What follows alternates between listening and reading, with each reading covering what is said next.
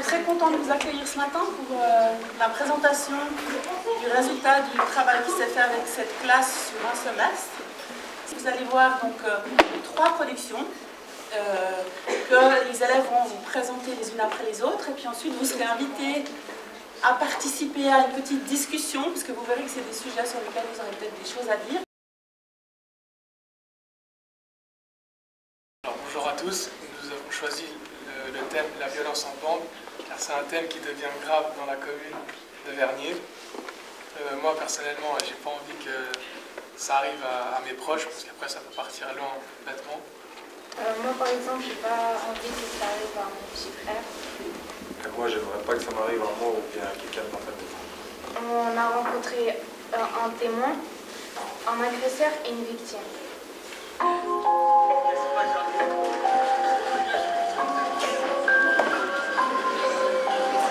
Est-ce que vous connaissez des cas pareils un peu? Ça arrive le soir. Pourtant, il y a des agressions par des... personne n'est pas qui. Il y a tout le temps des agressions là-bas. Est-ce que vous savez gérer la situation? Pas trop réagir. Plutôt laisser. À part si je connaissais la personne, là, c'est autre chose. Il est venu en brouille à mon ami. Du coup, et après, ils se sont tapés en plein milieu de la rue. Et puis, il y a une vieille, elle a appelé la police. Du coup, en fait, moi, j'ai essayé d'intervenir, mais je ne me suis pas trop approchée. Parce qu'elle a tiré les cheveux, du coup. La police qui est venue, qui les a séparés. Du coup, après, je sais pas ce qui se passe. Je suis rentrée chez moi.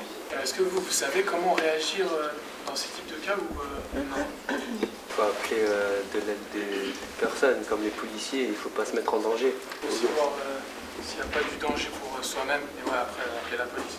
C'est difficile de trouver des personnes à interviewer. Vous avez trouvé un agresseur, une personne qui a été agressée, ça a été difficile? Non, on connaissait en fait les jeunes. Qu'il ait pu témoigner de choses qui sont difficiles? On avait dit qu'on allait les flouter là-bas et tout. Et vous, qu'est-ce que ça vous a appris? Déjà, on a été choqués de la réaction de l'agresseur, la manière dont il disait. Et on a été touchés par rapport à la victime. Ouais, son témoignage. Qu'est-ce qui vous a choqué dans le témoignage de l'agresseur? C'était quand il a dit qu'il n'hésiterait pas à le refaire, par exemple, si jamais ça devait se reproduire. Je sais que c'est le mal de regarder. Ça, après, les jeunes, ils sont différents. Peut-être il y en a, ils sont, pour un petit regard, je sais pas moi, il y en a, ils sont plus violents que d'autres. Chacun a son caractère. Il y en a qui n'aiment pas être regardés. C'est bête, mais la plupart du temps, c'est comme ça. Si la personne qui se fait regarder, elle est entourée de plein de potes, après, vu qu'il y a plein de potes, il va commencer à prendre la confiance un peu. Il va se dire, ouais, moi je suis quelqu'un, personne ne me regarde. Et après, du coup, il va aller juste par fierté, en fait. Comment vous vous retrouvez face à une victime, justement? Comment vous êtes arrivé à choisir les questions que vous alliez lui poser, sans que ce soit justement trop dur pour elle de répondre ou, En fait, c'est par... on n'a pas préparé les questions, en fait. Avant que j'ai posé des questions, c'était comme ça, c'est mon cœur qui a parlé, en fait. Quel était votre message, en fait, avec ce reportage? Le message, c'était que la violence ne sert à rien, que la meilleure façon de faire quelque chose, c'est le dialogue.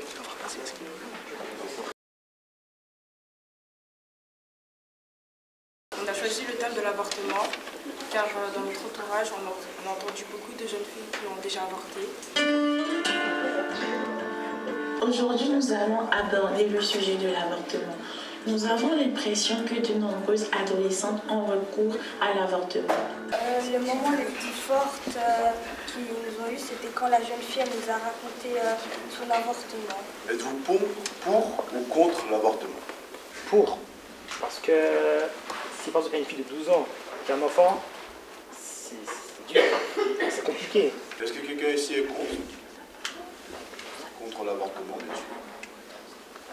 Non. Pensez-vous que le conjoint a son mot à dire à propos de l'avortement? Il entend des oui, mais pas des mains levées. Au moins il a quand même un mot à dire, parce que les deux ils doivent se parler. Il peut exprimer son avis, mais c'est pas à lui de choisir si oui ou non la femme doit avorter. Du moment qu'on a un rapport, on est quand même consentant de mettre un enfant au monde, c'est quand même pour ça qu'on fait l'amour. Donc moi oui, je pense qu'il a son mot à dire, et s'il a envie de le garder, pourquoi pas le garder pour lui en fait. Mais je pense que c'est quand même important d'en parler, et qu'il soit en tout cas au courant si on avorte. Moi je pense qu'il a son mot à dire, parce que au moins il part pas. Il s'est dit oh j'ai mis un enfant au monde et il part pas. Au moins il reste avec elle Un avortement chirurgical, ça coûte environ 3000 francs. Ça coûte cher, hein? Ça dépend en fait, parce que si par exemple la jeune fille elle avorte et que ses parents ne sont pas au courant, l'État va pouvoir trouver des moyens. Après, le moyen le plus simple c'est vraiment d'avertir les parents, comme ça l'assurance elle prend en charge les 80%. Pourquoi vous avez choisi ce thème? On a choisi le thème de l'avortement parce que c'est pas assez en parler. À quel moment de la grossesse on peut avorter? Le délai est de 3 mois. Après, si par exemple le bébé a une malformation ou une maladie, c'est au bout de 6 mois, je crois. Non. Est-ce que, par exemple, s'il y a une femme qui avorte, est-ce que c'est possible, après l'avortement, après l'opération et tout, qu'elle attrape une maladie ou qu'à cause de l'opération ou qu'elle ait des problèmes Comme toute opération chirurgicale, évidemment, il y a des risques de complications. Après, oui, c'est vrai que après l'avortement, il y a plus de risques d'être stérile que les autres femmes. Au niveau médical, il n'y a pas de lien entre l'avortement et la stérilité.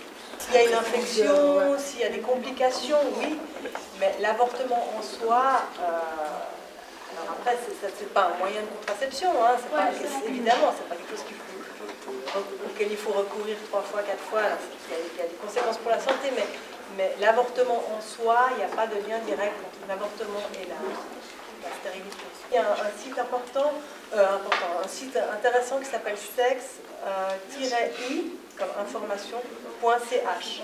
Et puis là, il y a aussi plein d'informations sur les moyens de contraception, sur justement comment ça se passe en cas de grossesse non désirée, des choses comme ça. Donc référez-vous à des sites officiels, professionnels, d'accord? Parce que voilà, sur Internet, on trouve tout. Il y a aussi le site ciao.ch avec beaucoup d'informations pour les jeunes, spécialement fait pour les jeunes. Donc ça, c'est peut-être un message à passer aussi où vous cherchez vos informations, que ce soit des choses vérifiées médicalement. Le message qu'on a voulu faire passer, c'est que l'avortement, c'est vraiment pas une chose à prendre à la légère, bien que ce soit certes un choix. Pour éviter ça, vous pouvez vous protéger, utiliser des moyens de contraception qui vous permettent d'éviter les grossesses non souhaitées et aussi les maladies sexuellement transmissibles. Après, les filles, n'oubliez pas que si jamais vous avez un rapport non protégé, vous pouvez toujours prendre une contraception d'urgence comme la pilule du lendemain que vous pouvez trouver au planning familial ou en pharmacie.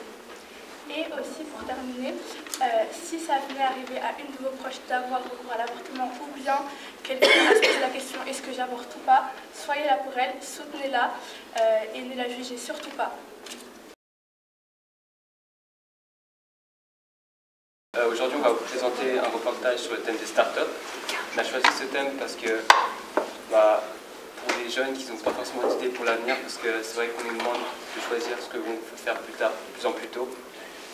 Et aussi parce que on voulait voir le déroulement d'une création d'une start-up, parce que certains d'entre nous veulent en faire une. Une start-up, c'est une jeune entreprise qui n'a pas de fonds et ça part d'une idée, donc quelque chose que vous voulez commercialiser.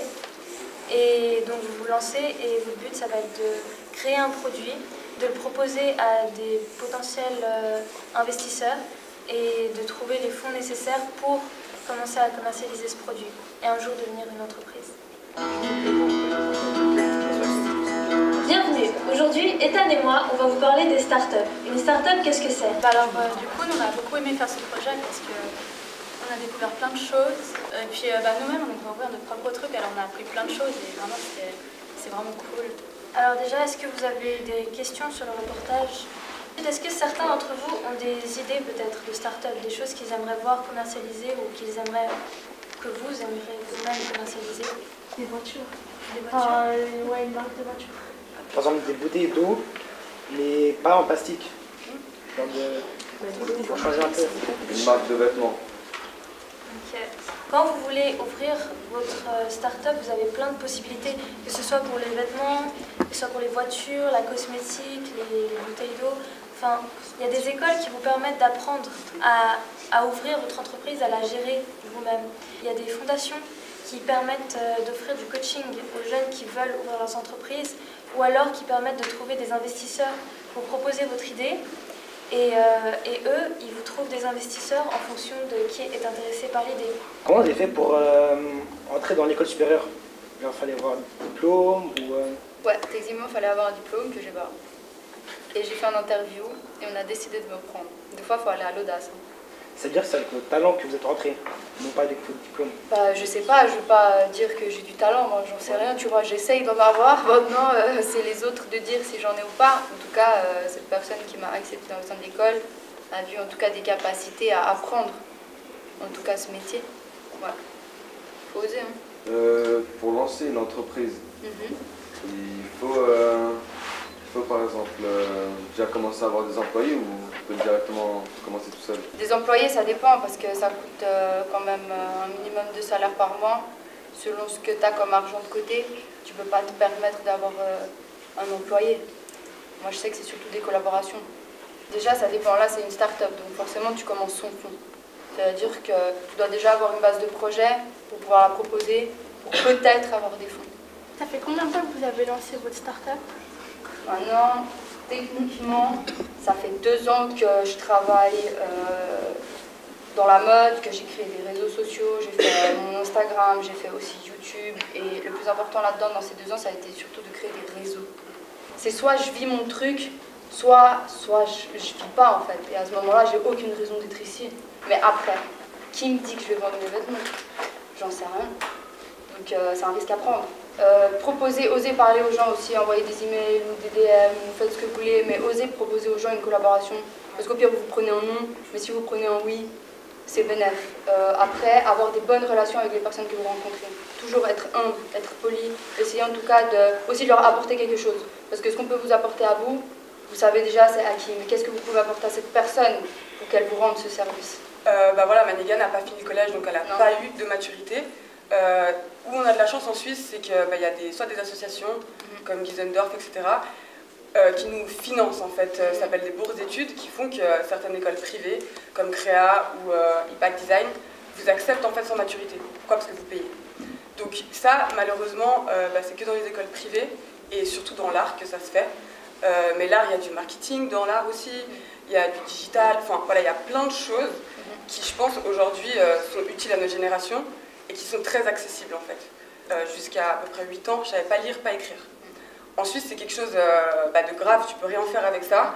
Donc je suis dyslexique, j'ai dû ramer, j'ai fait les choses, j'ai fini mon cycle. Après mon cycle, voilà, j'ai pas les capacités pour faire le collège, faire une autre école.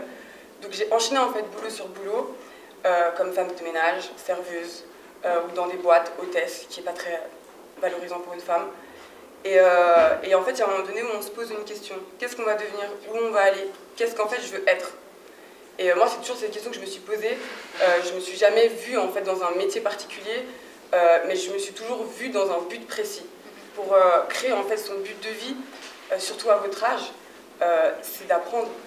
Et malheureusement, l'école ne nous apprend pas forcément ce qu'on a besoin d'apprendre pour être une personne de caractère d'avis dans ce monde. Donc il faut en fait aller piocher ailleurs les informations. Il faut juste choisir qu'est-ce qu'on veut faire et qu'est-ce qu'on veut apporter à cette société. On ne va pas faire 40 ans comme nos parents dans un seul métier, c'est pas possible. Donc on sait qu'on ne va pas pouvoir faire quelque chose qu'on aime toute notre vie. Donc toujours avoir un plan B. Pour vous dire, par exemple, moi, mon but ultime, ce serait de créer en fait un village écologique en Afrique, renouvelable, tout ça. Donc c'est très loin du mannequinat. Tout ce que je sais, c'est qu'il me faut en tout cas 5 à 6 millions. Comment les faire ces 5 à 6 millions? C'est ça qu'il faut se poser. Quel est notre but? Moi, je sais que c'est ça mon but. Donc comment j'arrive à là? Si vous avez envie de faire quelque chose, il faut le faire, il faut oser. Et puis il faut oser aussi donner son avis, il faut avoir du caractère, il faut oser être une personne, il faut commencer en tout cas à se connaître et à oser montrer qui vous êtes. Aussi, vous avez le droit de vous péter la gueule, vous avez le droit d'avoir tort, vous avez le droit d'apprendre en fait. Et plus vous allez tomber, plus c'est là où vous allez apprendre, je vous le dis par expérience. Et pour ceux qui des fois doutent de leur capacité ou ont peur, accrochez-vous et ayez confiance en vous parce qu'il n'y a personne qui va le faire à votre place. Jamais. Pour vendre un truc, il faut y croire. Si toi tu me vends une idée mais que tu n'y crois pas, je ne vais pas acheter ton truc. Elle maintenant elle est coach, mais elle n'a pas un certificat de coach. Ça veut dire que tu pourrais te dire ouais mais t'es qui tu vois. Mais vu qu'elle y croit et qu'elle le vend, elle est coach. Voilà, croire en vous, croire en vos capacités. Qui d'entre vous a une idée pour plus tard? Qui sait ce qu'il va faire plus tard? Il y en a un, deux. Ok. Faut pas attendre d'être diplômé pour commencer à se poser la question. qu'est-ce que je vais faire maintenant? Parce que c'est pas en un jour que vous trouverez du travail, c'est pas en un jour que vous trouverez la solution.